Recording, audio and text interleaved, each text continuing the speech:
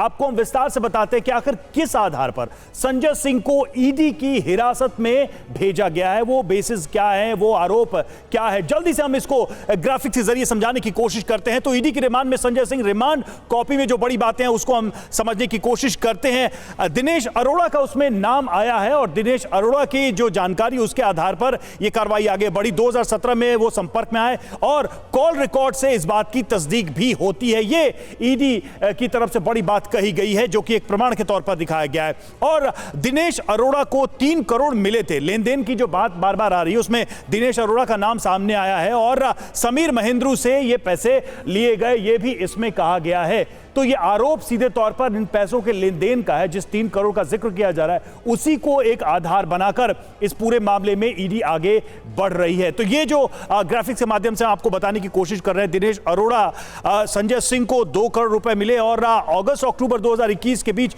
ये पैसे का लेन देन हुआ। ये देखिए, ये जो जानकारी सामने आ रही है, 3 करोड़, 2 करोड़, इस तरह के जो अलग अलग डेटा सामने आ रहे हैं उन सब की क्या तस्दीक होगी जब कन्फ्रंटेशन कराया जाएगा तब। और फिर 1 करोड़ सर्वेश को मिले, ये भी जानकारी सामने आई है। कौन कह रहा है, ये देखिए दिनेश अरोड़ा के हवाले से जानकारी निकल के सामने आई है और विजय नायर के कहने पर ये पैसे दिए गए थे, ये भी तथ्य सामने आ रहा है। ये भी ईडी ने एक तरीके से अपनी रिमांड के रिक्वेस्ट में कोर्ट के सामने फैक्ट्स रखे थे, ये तथ्य ईडी की तरफ से रखे गए थे। और आगे बढ़ते हैं, दिनेश ने संजय सिंह से अमित अरोड़ा की मुलाकात कराई। दिनेश वो माध्यम बना और दिनेश के संपर्क में कौन, विवेक, अजीत, सर्वेश भी थे जिनका जिक्र बार बार किया जा रहा है और जिनको डिफेंड करते रहे हैं संजय सिंह अपने पहले की प्रेस कॉन्फ्रेंसेज में या मीडिया को दिए बयानों में। तो सीधे तौर पर समीर, ये जो दावे हैं ईडी के, ये जो एक तरीके से फैक्ट्स ईडी की तरफ से रखे जा रहे हैं, इनकी सच्चाई शायद तब पता चले जब आमना सामना कराया जाए,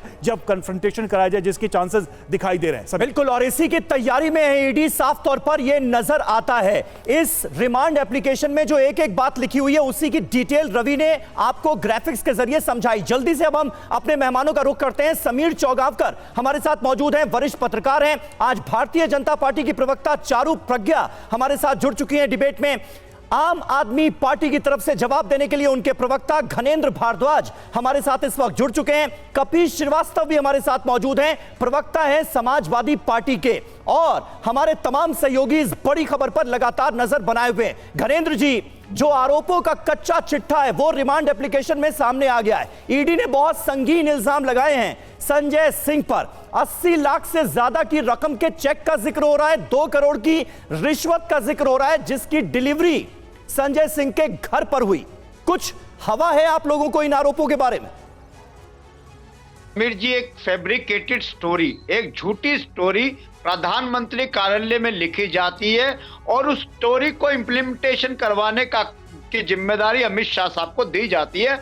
और अमित शाह साहब अपने 2 सबसे विश्वस्त जो भारतीय जनता पार्टी के कार्यकर्ता है, सीबीआई और ईडी, इनको लगा देती है कि किसी तरीके से आम आदमी पार्टी को नेस्तनाबूद करना है, किसी तरीके से अरविंद केजरीवाल को खत्म करना है, किसी तरीके से अरविंद केजरीवाल को बुलडोज करके, क्रश करके जो ईमानदार राजनीति देश में शुरू हुई है उसको खत्म करना है, क्योंकि नरेंद्र मोदी हमसे चुनावों में नहीं जीत पाते। हरेंद्र जी, आपने ये जो बातें कही ये पूरी तरह से खालिस राजनीतिक बातें कही। मैं इस वक्त उन बातों का जिक्र कर रहा हूं जिसका जिक्र रिमांड एप्लीकेशन में 2 करोड़ की रिश्वत, 80 लाख से ज्यादा का चेक और दिनेश अरोड़ा के थ्रू, सुन लीजिए, दिनेश अरोड़ा के थ्रू पार्टी फंड में पैसे जमा करवाना, इसकी कोई जानकारी आप लोगों को है? समीर, मैं वही कह रहा हूं कि एक झूठी और मनगढ़ंत कहानी ईडी और सीबीआई ने लिखी है। 16 महीने हो गए एफआईआर करे, 16 महीने में 1 रुपए का भी करप्शन आज तक ईडी और सीबीआई प्रूव नहीं कर पाई।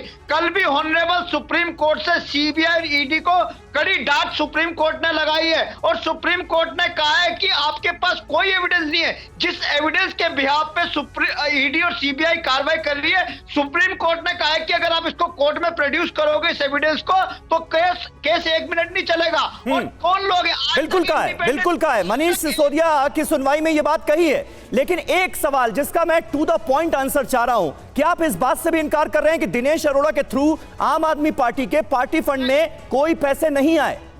समीर मुझे 20 सेकंड दो, मैं सारी बात बताता हूँ। सबसे पहली बात तो 16 महीने में 1 रुपए का करप्शन नहीं मिला, एक कोई इंडिपेंडेंट विटनेस नहीं मिला।